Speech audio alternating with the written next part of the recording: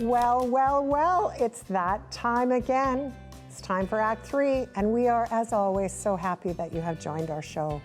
You know, on today's episode, there is so much really groovy stuff. You're going to be thinking to yourself, where did those people come from? You'll be laughing, you'll be giggling. I know that when we got the guest team together, we were already giggling before we even got started. But there is something that happens when we have a little bit of sugar and sweet. The sugar is coming. The stuff we need to look out for is things like emergency preparedness, because it's going to be that season pretty soon. But before we get into all of the wonderful parts of the show, I just want to remind everybody that this particular episode is on that bridge time. It's right after Easter, so if you had a great Easter weekend, we are delighted. We are so happy. I know most of us did as well. And if you're planning for Mother's Day, this is an early Mother's Day present just for you. And one of today's guests, I hope, will bring you a little bit of Burnin love. We hope that you enjoy the program. Grab yourself a beverage, make yourself at home, enjoy the program, and once again, thanks for being here. I'm sitting on the edge of love and happiness. Never experienced such a moment as this. So if you got that good feeling in your body and you wanna bring this moment to life, come with me, we'll hit the town. Let's go right now and live the life. I just wanna shine like the sky up like a sunset, living with no regrets. I just wanna shine. Thank you very much, Kathy, and thank you to our viewers for watching. I'm your host, Kevin Wagner, and I'm joined today by Sarah Rosen. She is with the Strathcona Regional District. Sarah, thank you so much for joining us. Yeah, happy to be here. Thanks for having me. Sarah Rosen, let's lay out that job title. Community Disaster Awareness Assistant. It's definitely a mouthful. Yeah, sure enough. But we're talking kind of about emergency preparedness, essentially. Kind of coming up on summer, we now seem to call summer fire season. I don't recall us using that term, but here we are now, and it's just such an important thing to be ready and prepared for. Is that kind of what we're talking about today, I guess? Yeah, absolutely. And emergency preparedness can be such a big and overwhelming topic for people. And so my hope is that we can talk a little bit about some simple steps that can make this less overwhelming for people, at least as a starting point in a time, as you say, that's, becoming more and more catastrophic in a lot of ways. It is, and I guess with your regional district, that covers a large area. You know, it's a large area to kind of be getting the word out or getting information out to people so that they can be properly prepared. Let's talk about some of the things you really wanted to highlight in terms of what Strathcona Regional District has to make available to people and kind of where they're steering them towards in terms of preparedness. Yeah, absolutely. It's definitely a big area. And so the first thing that I would recommend to anybody is to make sure that you're actually signed up to receive emergency notifications. And so if you've received notifications through your phone before, that either means that you've signed up or you're getting them through the province's notification system. But for local alerts, which you definitely want to receive in the case of like evacuation alerts and evacuation orders, you do actually need to go and sign up. So visiting whatever regional district's website that you live in, looking at the emergency services department and figuring out what notification system they use is where you start. And in Strathcona Regional District, we use something called Alertable. And you can get phone calls, emails, text messages, or get notifications through the mobile app. And so to reach, like you said, a large population, you'll need to go and sign up for that. It's free. We can help you out with that. And then from there, we'll share information with you about disasters and things that you need to know. It seems like that communication aspect is the very important first step, to be notified and given as much warning time as possible so that you can react appropriately, I guess. Absolutely. Yeah. And along with that, then, in order to be able to react in a timely way, let's say if you're put on evacuation alert or evacuation order, you'll want to have taken some other steps to prepare yourself. And so I often like to talk about 3 steps to emergency preparedness. Step 1 is knowing your hazards. So wildfire season, atmospheric rivers, tsunamis, paying attention to what's a risk around you. And step 2 is making a plan so that it's not just in your brain, it's actually written out on paper. And step 3 is gathering supplies. So you'll want to make sure that if you're told that you need to evacuate, you've got everything ready to go. Absolutely. And I think you were telling me earlier with the notification system, there's also the choice, like, is the better course of action to stay in place, or is it to evacuate or move to another location? I get, obviously, once again, very important information on how to react in that situation. Yeah, absolutely. I've come up with 3 questions that I hope make emergency preparedness a little less daunting for folks. Should I stay? Should I go? And how do I know? And, you know, it turns out that there's actually really only 2 major kinds of emergencies. One where you need to stay in place, and then ones where you need to evacuate and leave fast. So if you've got supplies prepared for each of those situations, so a shelter-in-place emergency would be, for example, a catastrophic earthquake. You'll have an earthquake kit. Many people have heard of that. Something that I think fewer people have heard about is having a grab-and-go bag in the event of a wildfire, for example. You want to make sure that that's stocked and ready to go. Ideally, you've got one for every member of your household. And so then, yeah, if you receive a notification saying you're on evacuation alert, here's what you do, you may need to leave, then you're ready to go. You're not scrambling to get everything. Absolutely. It's so important, the preparedness, and then having the supplies and materials ready for it. You were also telling me the personal preparedness aspect of it, because it can be daunting and overwhelming. We only have a moment, but for the people that are a bit maybe overwhelmed by it, what are a couple of steps they can do right now that might steer them down the path of being properly or better prepared?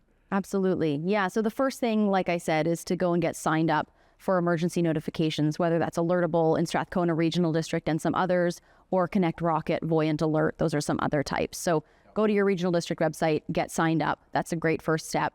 Also, making an emergency plan. You don't need to do that from scratch. One resource that I often direct people to is Prepared BC, preparedbc.ca.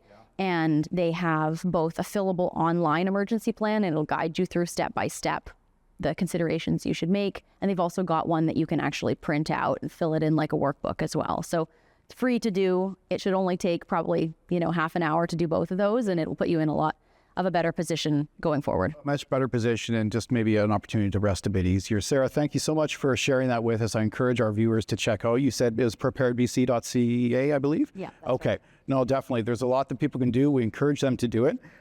Thank you once again, Sarah, for joining us. And next, I'm going to throw it over to Jeremy, who is wearing some very subtle clothing. Jeremy. Thanks, Kevin and Sarah. It's great to know what I need to do in case I get all shook up. I appreciate you noticing my amazing outfit today, and although I'm known as a man of fashion around town, this is maybe not my normal garb. I am joined by Elenor and Timothy von Boetticher, who own Pro Elvis Jumpsuits in town, one of Nanaimo's best-kept secrets. Welcome, guys. Thank you. Tell me about Pro Elvis Jumpsuit. Most people in town don't know about your operation. What do you guys do? So all we do is we make costumes for pro Elvis tribute artists, and we make them right here, and we ship all around the world. So you make costumes for professional Elvis impersonators and ship them all around the planet? Yes. I think a lot of us didn't know that this was something that was born in Nanaimo and comes out of here. One of our other guests tonight, Jona, mentioned in the pre-show that she's heard about you internationally on cruise ships with other performers. What brought you to Elvis jumpsuit making? Because just to be clear, that's all you do.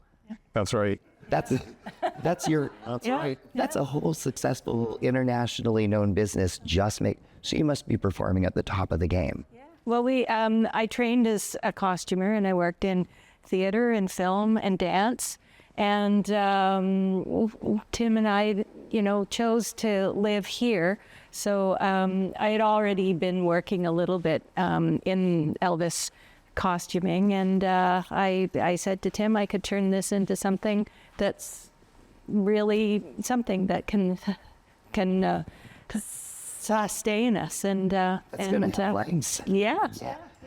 And Timothy, you are an actor. You come with an acting background.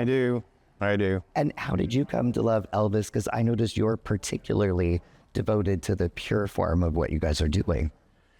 Well, I like that whole era from the late 50s, where they had Johnny Cash and Jerry Lee Lewis and Elvis around a piano. They had a specific swagger that they got together around that piano and around it was sort of the beginning or the fleshing out of rock and roll. So you have a deep appreciation for the showmanship and confidence of a previous era, and you're bringing it forward? Yeah, and I think, Liberace kind of helped Elvis, as you can see, right?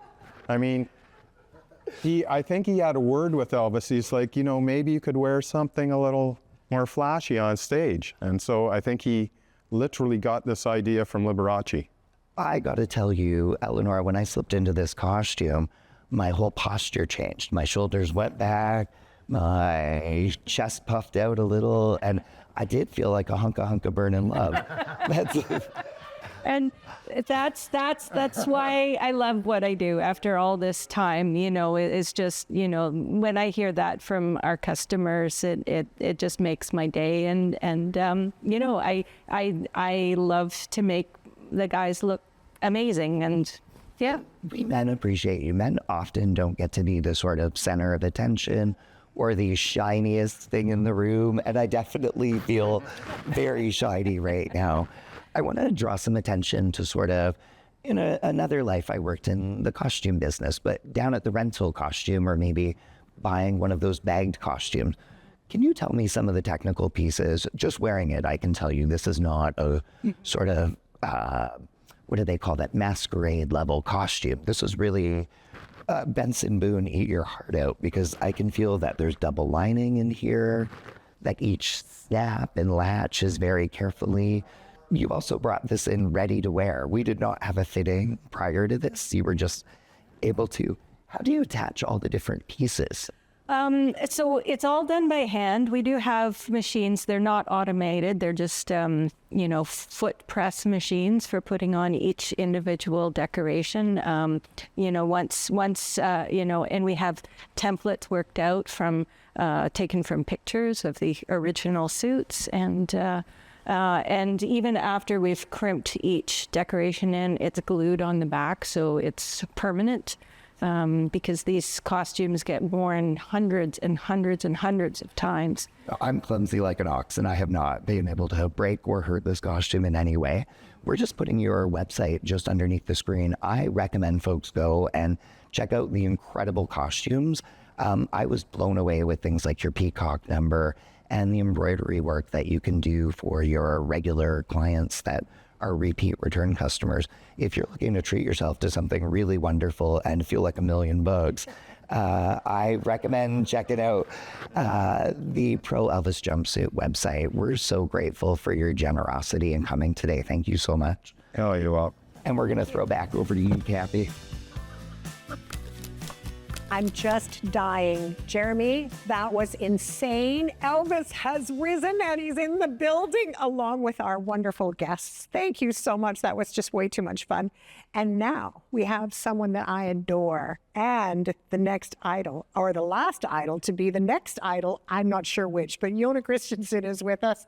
Thank you for being here, Jona. And your last year's winner of Nanaimo Idol, Court Darwin. How lovely to see you both. How are you, my friends? Thank you for having us. Yes, thank you. Okay, I gotta know why.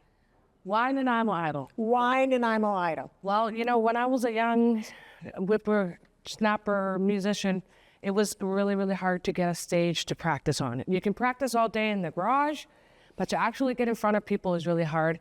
And now after the pandemic, it's even harder, because a lot of bars have shut down, a lot of stages have shut down and are in the process of shutting down, which is tragic for our community, our artistic community.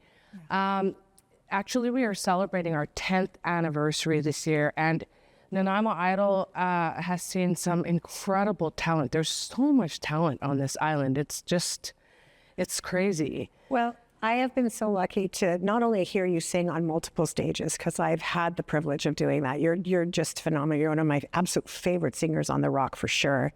But what I love is that you inspire other people to bring their craft out. And I think such is the case with Court. How did you get involved in Nanaimo Idol? I don't even remember how I heard about it, but I reached out and I applied, and Jona was like, yeah, come on down. And so I did did the contest, and I guess I won. You won. I won. Oh, that's so wonderful. So modest. But I understand, and I haven't yet had the privilege, but I will be having the privilege soon, I hope, heard you sing. But I know Jona's taste, and I know that when, she says that you're the winner, there's a lot of people and a lot of support that goes with that. And this community event is coming up fairly soon, isn't it? This is, you said, the 10th anniversation, so it's happening in June. In June, yes. Okay. Yeah. And are there auditions that happen before that? There are auditions.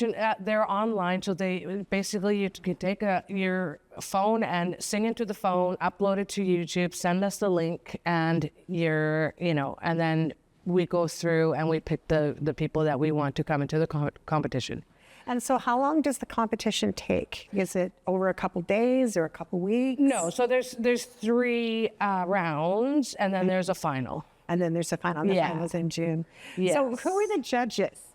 So some of the judges that I have, my resident judge, there's me, I'm the head judge. Of course. My resident judge is Matt Janae, AKA Surreal, who is another incredible community supporter and a talented man, in many areas, and been working with in the community with suicide prevention and going into school and talking about that and all that stuff. And such a great human being, talented man. Very. And then we have the third judge is the rotating chair. Woo-hoo.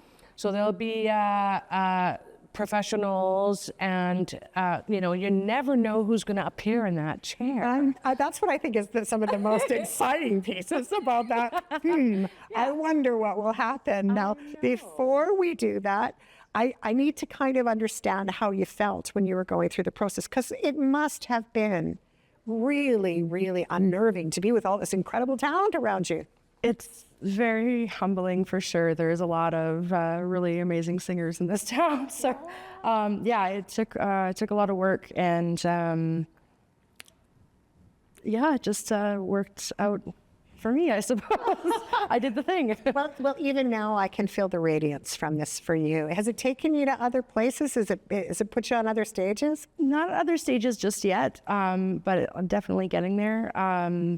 I feel like it's really pushed me to improve. Like, Jona is a very good coach, and making sure that you are doing the work, putting in the work, and actually, honing your craft, not getting too cocky, as we were just talking about. So really putting in the work.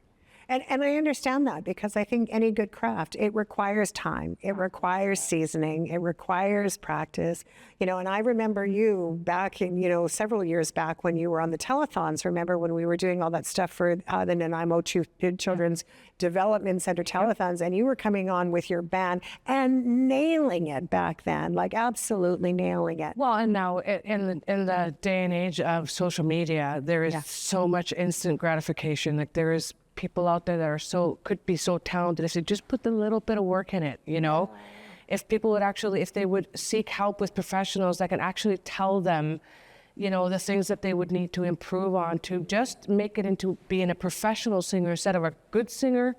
You can now become a professional singer. That's what I try to do with the Idol winners too, is to show them this business is tough. Yes. And there is so much competition, and people are not always going to be nice in it. So somebody, all their families going, oh, you're so great, you're so awesome, and their friends, and then suddenly they go into the big world, and suddenly now they're like, yeah, well, no, you're not that good. They can go on a, like Simon Cowell, for example, he's ruined a few careers in his life, just by going right? So that's always the goal, is to show them what the real world is actually about, and that you actually have to put the work in. Hence why I've started Idol, because I don't recommend the way I started getting on stage, which was lying about my age at a club and becoming a karaoke DJ, right, for them to find out that I was 15 years old in there, and then calling me in on the carpet and say, well, we're going to make you a fake ID. Don't tell anybody. I don't recommend that. No, that's not the way to roll. So Nanaimo Idol is open for all ages. We welcome everybody. I hear a lot of, I've been thinking about coming and applying. I'm going to think about that. Yeah, stop thinking about it. Apply today. Do something for yourself. Be brave. Stop thinking about it. come see us. And we will tell you, we might not tell you everything that you want to hear. We will tell you all the good things about you and all the things that you can improve on. And that is the best lesson for the day, is to get out there and do it, try something new. Thanks for being with us. I'm so glad that you guys were here. It's always a pleasure. We love you back. I love you so much. All right, now I'm going to throw it over to Elspeth. We've got some fun happening now. Thanks so much, Kathy. What an inspiring opportunity to see talent here in Nanaimo. And I am here with another talented person, Rebecca Boetticher, who is with the Vancouver Island Symphony, your development and outreach coordinator. That's right. Welcome. Thank you. So Vancouver Island Symphony, we were lucky enough last month to have another colleague of yours, Josette Justo Valdez, our artistic director. So we are already inspired by what goes on at the Vancouver Island Symphony. But your role is quite different. What brought you to the symphony? So I moved to Nanaimo about 8 years ago, and I had a background in theater production and opera. So someone who already understood the passion that comes with music and producing live performance. And of course, I was looking for a job. And the symphony was celebrating its 25th anniversary that year. So I was brought onto the team, where I've been ever since. And you're doing an amazing job, particularly in not only fundraising, but the community outreach side. And that's what we're actually going to talk about today. There's a wonderful event coming up shortly. Can you tell us about it? Yeah, so Symphony Community Day takes place on Saturday, April 25th. Okay. It's the day we open up the doors to the concert hall to everybody in our community to come and check out the symphony, check out the symphony's instruments, meet our musicians, and attend an open dress rehearsal. That is exciting. And you told me the day is divided into two parts. I love the name of the first one, the Musical Instrument Zoo. That's intriguing. What is that? Yeah, it definitely gives you a sense of chaos. Fortunately, it's managed chaos. That's good to know. Those are really nice instruments you're playing with. They are, and that's a big draw for many people, children and adults alike. They've never had the opportunity to actually hold an oboe. Oh, yeah. And, you know, a lot of us have pianos. We know and touch pianos. We know how they work. But have you placed a bow on a double bass and made a wonderful deep sound? Perhaps not. Yeah. So in the Musical Instrument Zoo, we have 12 stations. And at each station, there's a different orchestral instrument and there's a different orchestral musician. And there's an empty chair. So participants can go from station to station. They don't have to go to all of them. They can if they want to. They get a little passport to stamp and make sure they get to every instrument. And they have the opportunity to hold, to touch, and to play with these instruments. The musician is there to guide them about how to position it, how to hold it, what to do with your mouth or with your lips, or how to hold your arms, so that you can make a sound on these instruments. That's amazing. And how exciting. And I know for that portion of the day, it's from ages 6+. So it might be the first time a child gets inspired by an instrument that maybe they will take up and take through their lives. And then the second half of the morning, really quickly, that is a completely different but also super exciting portion of the day. Right. So that's the open dress rehearsal. Wow. There are lots of performing arts organizations that do open up their rehearsals. We generally don't. Our performance for that concert is that evening, on Saturday evening. And our final rehearsal, our dress rehearsal, is on that Saturday starting at 11 o'clock. Wow. So our musicians get together, they rehearse together for 2 to 3 days. And that's the Saturday where they get to do the final run through. So audiences will, the participants to or the attendees to Community Day can go in and sit in the theater and watch that process. The differences between watching a rehearsal and watching a performance are pretty fun. So first of all, the lights aren't in any particular way. The musicians might be wearing regular clothes, and heaven forbid, there might be a mistake. And they might stop, and the conductor has the opportunity to work a section again. Wonderful. And that's the really cool part. Watching the interaction between the conductor, who doesn't just wave their arms around keeping tempo, but directs the musicians in specific ways, louder, softer, yes, but also giving them some creative guidance to make the sound how she wants them to hear. And then they'll go back and play it again. I wish we could talk about it more, but we have to close. But just for the whole community to know, again, it's April 25th. They can sign up on the website. That's going to be on the screen behind us. Yeah. I'm so glad you came today. This is really exciting. And I hope all of our listeners are inspired by music. I'm sure they will be. Over to you, Dan. Yeah. All right, thanks, Elspeth. And I am so happy to be here tonight.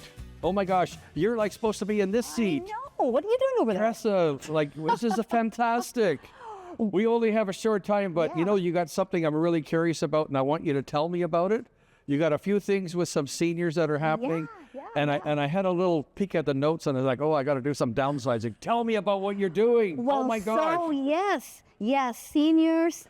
There's lots of seniors events happening all over the island, and it's really exciting because it gives seniors a chance to go to one place under one roof to learn about products and services for healthy aging. And we all want healthy aging no matter how old we are. So starting on April 16th, coming up really soon in Qualicum Beach, there is the Oceanside Health and Wellness Fair taking place on, that's April 16th. We're going to be running a website at the bottom of the page, so we can't go into too many details because we've got a few to cover.